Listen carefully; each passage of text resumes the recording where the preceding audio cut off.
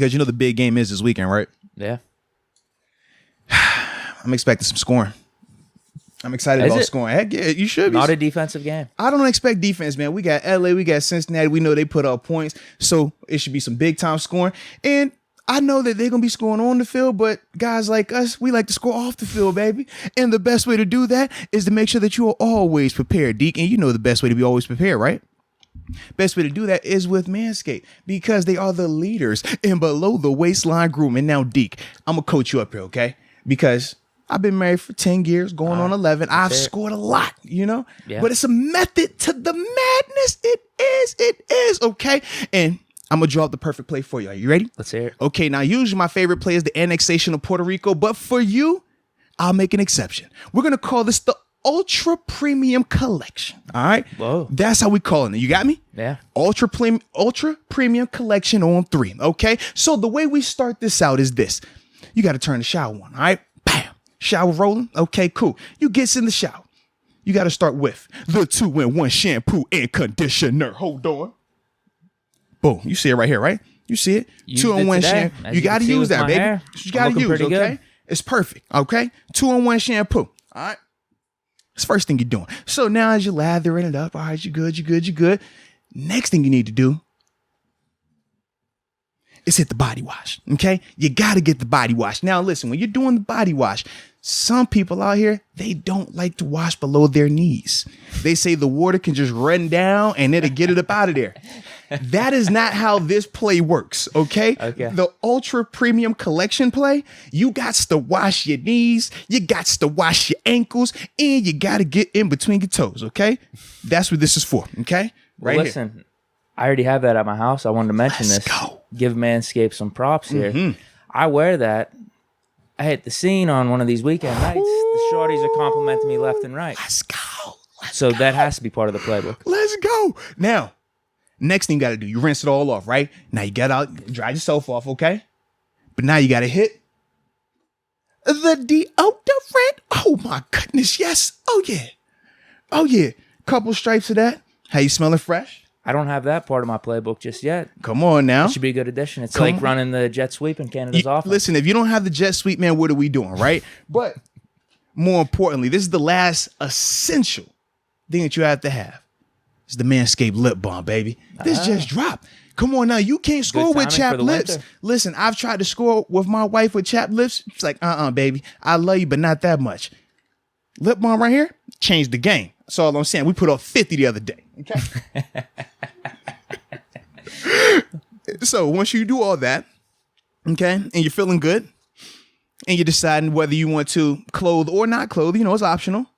The last thing that I always, recommend if you trying to add that finishing touch, the cherry on top, might I say? Oh yeah. Manscaped body spray. Oh my goodness. You just hit that one time like that. This is better than that Axe spray that you used back in like 6th grade, right? They're washed. We don't even talk about that. Stuff. But this right there, buddy, that is what you want. So, ladies and gentlemen, that is the play. You don't want to miss out on the play, but more importantly, Deke, we got promo code, baby. So, with that being said, use the promo code MOATS so you can get your 20% off and free shipping worldwide at manscaped.com. Don't miss out, baby. Score as much as you need to score this week as you're watching the big game, after the big game, and all that other good stuff. And as always, baby, out of the University of Georgia. Now, this dude, he's interesting because he's shorter, right? I've seen him anywhere between 6'2" and 6'4". I don't know how he looks huge. He does, but I'm like, I personally think it's like the arms. His arms are like crazy long, bro. But he's played guard and left tackle. He started the 2020 season. The whole year he played guard. This national championship season for them, the whole year he was at left tackle. He looked good at both of them, if I'm being real about it. Good at left tackle. Yeah, he looked good either way. For me personally, I think he's built more like a guard. I think he's a bigger body guard. He's built like a bigger body guard, but I definitely think he, number one, is super athletic. I love his footwork. I think he has very quick feet. I like his hands. And the fact that when you watch him, he doesn't just do traditional double punch. He's not a traditional two-hand work together guy. He works with independent hands in the sense of, man, he'll have times where he's just jabbing the guy right here, or he's controlling the guy one hand. And the difference between when we talked about Tyler, and I was like with Linderbaum, I said he is a two-hand technique, get his feet rolling, not overly strong. Jamaree is different. Jamaree is that type of freakish strong where he's ragdolling guys and he's holding them. Like, he plays very physical. He finishes. He can move good too. And he times the snap extremely well. You watch him, he's never the last guy off the ball. And with some of these other prospects, we talk about them, they are a little bit lackadaisical or not as consistent getting off the ball. We talk about that get off where you're like, man, is that a false start? Jamaree has that, and he has it timed up perfect pretty much every single time. Now, a couple of things I like about him is this. I think his footwork is really good. I think that he also has the hot feet on contact we talked about with Tyler in terms of as soon as he gets hands on, boom, boom, boom, boom, boom, boom, boom, feet get the rolling.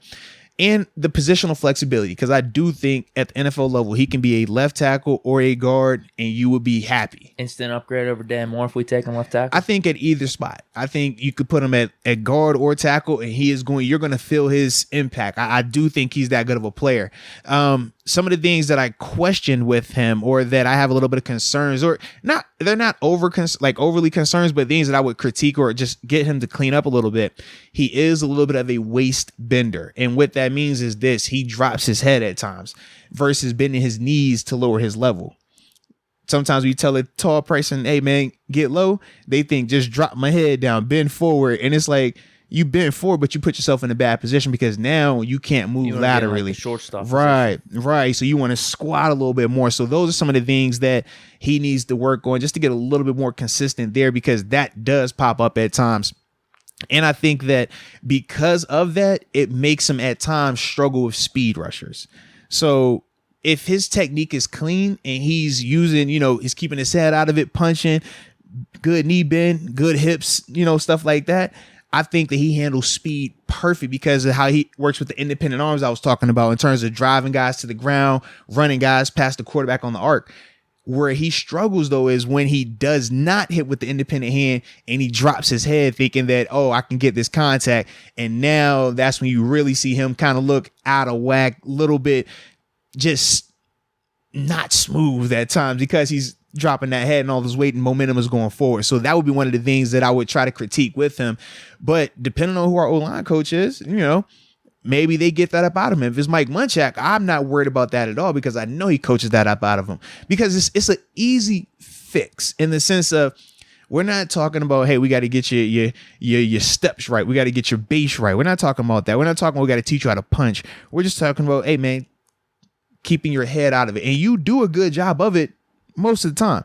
But because it does pop up, me as a defender, when I watch him on tape, I watch him in the sense of, okay, what does he do well? What do I think he would make me struggle with? And then I say, well, what could I take advantage of him with? And those are some of the things when you watch him, it's like, that would be how I would attack him. Yeah. You mentioned the word smooth. I watched him against Alabama in the SEC championship game, and that's what I thought the whole time. I'm like, I don't know how he's doing it, but he's basically locking off this edge rush. Dude, and it was Will Anderson. And Will to me was the best edge rusher. I liked him a little bit better than the Oregon guy, and I liked him better than Aiden out in Michigan.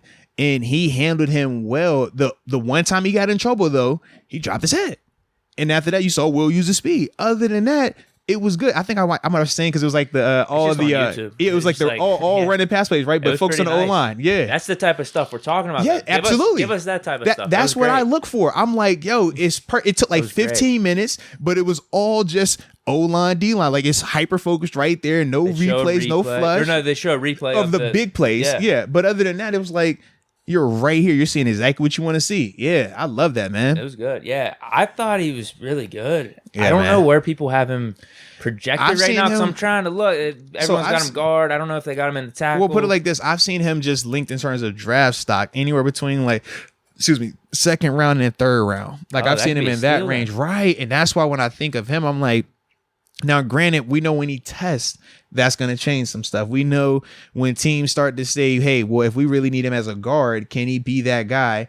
That could change him in terms of potentially going earlier than that. But from what I saw second and third round grades for him right now. What do you think it is? Why do people have him lower? Because I don't really see that much downside. You talk about the negatives. That's pretty easy. He looked good to me. Honestly, man, I don't know, because if you're talking about him as a left tackle, he is shorter. If it's 6'2", right? Because I saw him literally, it was like 6'2" and 3/4 inches, and I'm just like, bro, that's a short left tackle. Like Kelvin Beachum, for example, when he would be out there at tackle, we're like, Beach is a short tackle, but Beach is fundamentally sound. Beach understands how to use his leverage, and Beach uses his quickness to his advantage. I'm like, man, but other than that, you don't really see a lot of guys under 6'3", 6'4" out there, because that's just a short guy. Their arms typically aren't long enough. And when you're talking about the defenders they're going to be going against, for every one of me, the rest of these dudes out there is bare minimum 6'4". When you start talking about them 6'6", 6'7", it's just the length, they can't account for that. That's where those guys typically go into the guard position. So that could potentially be part of it.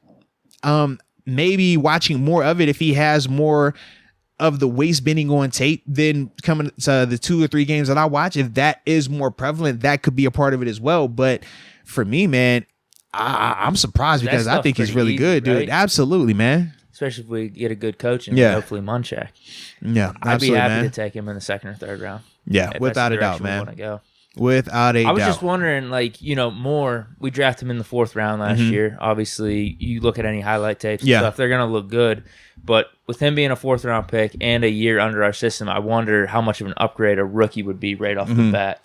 You think he'd be like instant impact? I think he would, because I think he's more. Can we do him at right tackle? See, that's the thing. I just haven't seen him on tape there. Moore was all left tackle in college, too. And that was the thing. Weren't we trying him at right tackle in the preseason? I felt like we did. And then when Banner came back, that's when we brought him over. We had Chooks at left. And then it was like Moore and Banner at right. And then when Banner never came, because Banner played in the game, the preseason game, and then after that was gone, and that's when they flipped those 2 dudes. Maybe that could be it. Yeah. Maybe Moore over at right. Maybe. Because like I said, man, I personally think that Jamaree, man, like, in terms of just athletic ability, I think he's more athletic than Dan Moore. I think he's stronger than Dan Moore.